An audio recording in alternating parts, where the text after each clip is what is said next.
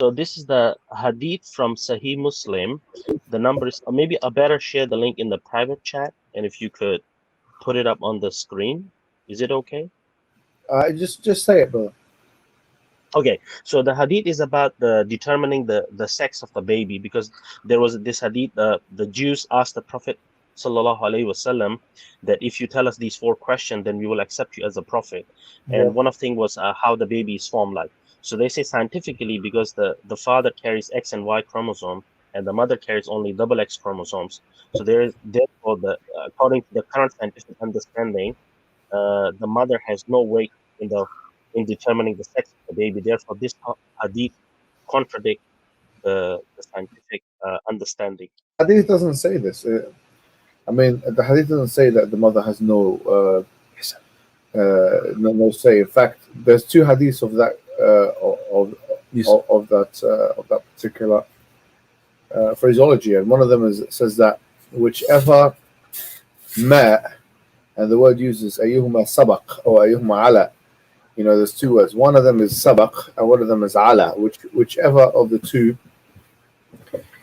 dominates. The word ala is in the Quran actually. ما اتخذ الله من ولد وما كان معه من إله إذا لذهب كل إله بما خلق والعلى بعضهم على بعض.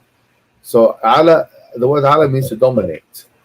So what it's saying is that if you look at all the hadiths, because Ibn Hajar al-Asqalani, actually this hadith in some of its variations is in Sahih Bukhari, and therefore Ibn Hajar has some commentary on it. Ibn Hajar is seen as the most authoritative hadith specialist in Islamic history, commentator in Islamic history, and he states that basically with this there's two riwayas, one with the word sabaq in it and one with the word ala in it, and he says that the word ala is more comprehensive, and he gives his sharh on that. And basically the word ala means to dominate, so he's saying that whichever of the two fluids dominate one another, either the man's or the woman's, is what the shabah or the appearance of the baby will be in line with that. And this is corroborated by the hadith of Osama bin Zayd, actually, which is also a hadith where Osama bin Zayd came out black, like had black skin. And the Prophet Muhammad, he went to the Prophet. They were asking, why is it that he's come out black? And he said, لَعَلَّهُ نَزْعَةُ عَرْقٍ. It's possibly because of an ancestral lineage. Now, if you put all of these things together, you realize the Islamic position, it would seem, on genetic appearance and anatomical similarity doesn't seem to exclude ancestors, fathers, great grandfathers, etc. So you have to look at all the hadiths in compilation with one another and look at the commentaries of them. You realize that actually they've been segmented by these fools that haven't looked at the hadith literature.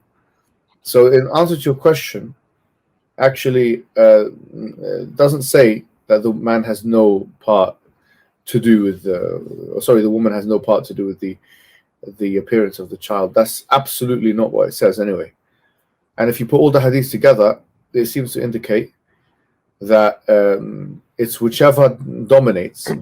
And also in other hadiths, it indicates that the ancestors of the person, or because Naz'at Arq, he said, because if you look at the hadith of Usab bin Zayd, he said, the Prophet asked him, do you have red camels, or do you have like camels? And he said, some of them red. He said, why are they red? Because of their ancestors. So he gave the same exact reasoning for why Usab bin Zayd was black. It might not be that his mum or father had black skin, but he might have had someone in the ancestry who had black skin.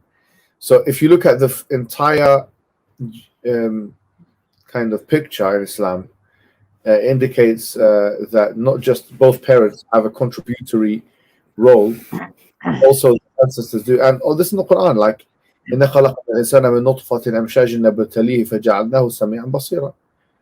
We have created a human being from nutfa amshaj, which is a combined liquid.